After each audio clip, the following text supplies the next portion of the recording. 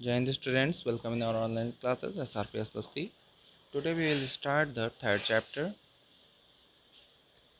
metals and non-metals. We all know about the basic concept of metal and non-metal.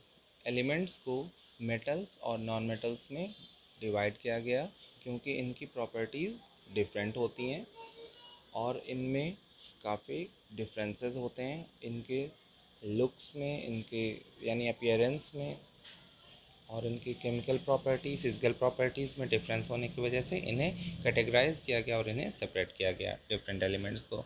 तो सबसे पहले हम metal और नॉन मेटल्स को जो अपनी सराउंडिंग में डेली लाइफ में उसमें सोचें तो हमें बहुत सारे ऐसे मेटल्स और नॉन मेटल्स के बारे में पता है। यानी हमारे घर में हाउस होल्ड में हमारी डेली यूज़ में जो चीज़ें आती हैं उसमें बहुत सारी चीज़ें मेटेलिक होती हैं, यानी मेटल्स की बनी होती हैं।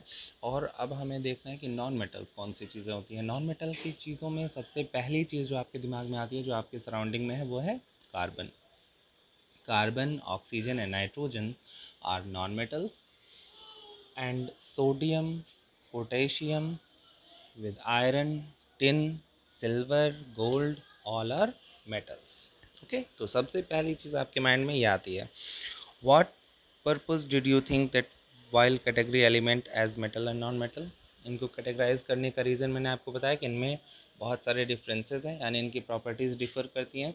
जैसे आप मेटल, सबसे पहले आपके दिमाग में क्या चीज़ आती है कि ये हैवी होता है, ये हार्ड होता है। ओके, मेटेलिक जो चीज़ होगी वो हैवी और हार्ड होगी और उसकी सरफेस जो होती है वो शाइनी हो सकती है।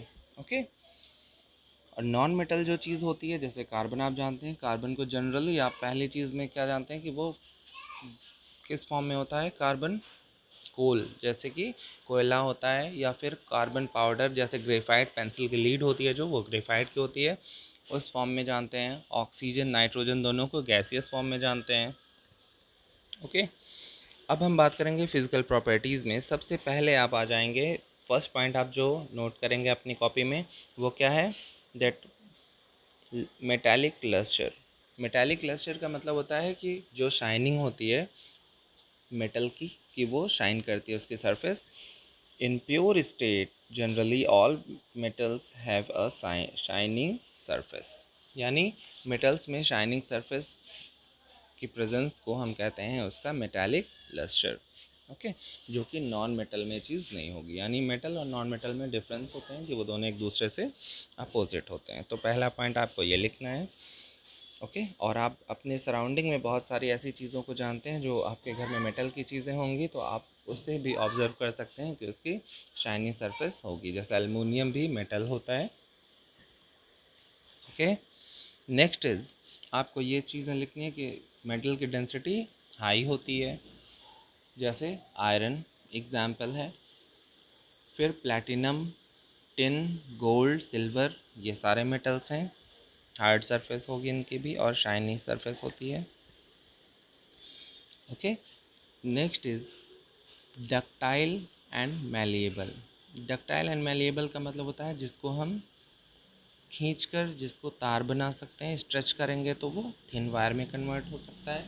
और अगर हम उसे हैमरिंग करें, उसे पीट कर हम उसकी थिन शीट भी बना सकते हैं। जैसे आप जानते हैं एल्युमिनियम फॉयल, फॉयल का मतलब बहुत पतली लेयर होती है जिसे हम रैप करते हैं फूड आइटम्स को भी, तो उसकी हम पतली चादर भी बना सकते हैं और पतले तार भी बना सकते हैं। अब इसका एग्जांपल है स्टूडेंट्स आपके पास कॉपर वायर, एल्युमिनियम के भी वायर होते हैं और उसकी पतली थिन शीट बना के, जैसे आप जानते हैं कि ज्वेलरी होती है प्लैटिनम गोल्ड सिल्वर, इन चीज़ों की पतली चादरें भी बनाई जाती हैं, पतली पतली परत बनाई जाती है और उसकी पतली पतली वायर्स की तरह भी बना के उसकी डिज़ाइनिंग होती है। और आप जानते हैं कि वो बहुत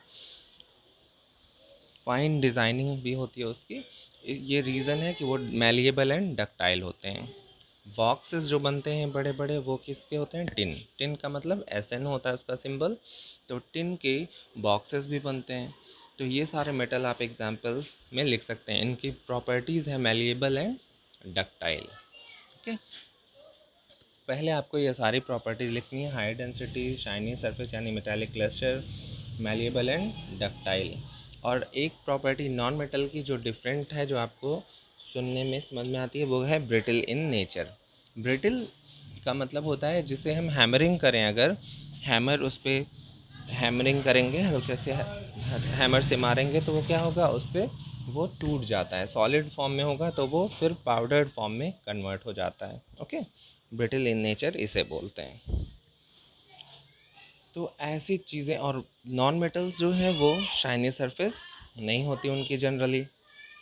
ठीक है, तो जनरली जब हम ये चीज़ यूज़ करते हैं तो आपको याद रखना है कि हमेशा एक्सेप्शंस भी वहाँ पर पाए जाते हैं। एक्सेप्शंस का मतलब, जैसे फॉर एग्जांपल मेटल्स के बारे में आपको पता है कि मेटल इलेक्ट्रिकल कंडक्टर होते हैं, यानी इलेक्ट्रिसिटी कंडक्ट करते हैं। ठीक है, इसी वजह से उनके वायर भी बनाए जाते हैं। जैसे मैंने आपको अभी बताया था, कॉपर, एल्युमिनियम, इन चीज़ों के वायर भी बनाते हैं।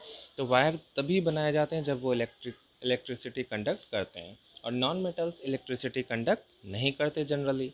बट कार्बन में आपको पता है कि ग्रेफाइट जो है वो नॉन मेटल होने के बाद भी, कार्बन का एलोट्रोप होता है ग्रेफाइट, बट वो फिर भी इलेक्ट्रिसिटी कंडक्ट करता है। ओके, तो हमेशा आपको ये जो एक्सेप्शंस होते हैं, यानी कि जनरली जो चीज़ नहीं होती वो भी चीज़ वहाँ पर हो रही है। तो ये आपको ध्यान देना है कि आपको एक्सेप्शंस को कॉपी में स्टार बना के लिखना है और हमेशा उसे याद रखना है। जैसे high melting and boiling point होता है मेटल्स का। ठीक है, लेकिन कुछ मेटल्स ऐसे भी हैं जो हमारी बॉडी टेम्परेचर पर ही मेल्ट हो जाते हैं, तो उनका मेल्टिंग बॉइलिंग पॉइंट बहुत लो हुआ, यानी we can write that some metals can get melted at our body temperature, means at our palm also, यानी अपनी हथेली पर अगर हम उस मेटल को रखें तो भी वो हमारी बॉडी हीट से मेल्ट हो जाता है। ओके, वो कौन से मेटल्स होते हैं? Caesium and gallium. सीजियम का सिंबल है CS, गैलियम का सिंबल है Ga। Okay, caesium and gallium metals हैं जिनका melting point and boiling point बहुत लो होता है। Okay students, so all of you can write these exceptions in your copy with examples। अब इसकी डिटेल कि उनकी डेंसिटी, किसकी डेंसिटी कितनी है कंपेयर किया जाए, किसका मेल्टिंग पॉइंट बॉइलिंग पॉइंट क्या है उसे कंपेयर किया जाए, we will discuss in our live classes. मैं आपको उसमें बताऊंगा और आप अपनी कॉपी में अभी ये पॉइंट्स लिख सकते हैं। ओके, इन पॉइंट्स को याद करने की कोशिश करिए और कॉपी में लिखना स्टार्ट कर दीजिए थर्ड चैप्टर। और सेकंड चैप्टर के एक्सरसाइजेस भी आपको कंप्लीट करनी है, इसलिए मैं आज का टाइम दे रहा हूँ कि आप सेकंड चैप्टर के एक्सरसाइज में कोई प्रॉब्लम हो तो आप कल लाइव क्लास में मुझसे पूछ सकते हैं उसके बारे में, और ये थर्ड चैप्टर हम स्टार्ट करेंगे। Okay students, thank you.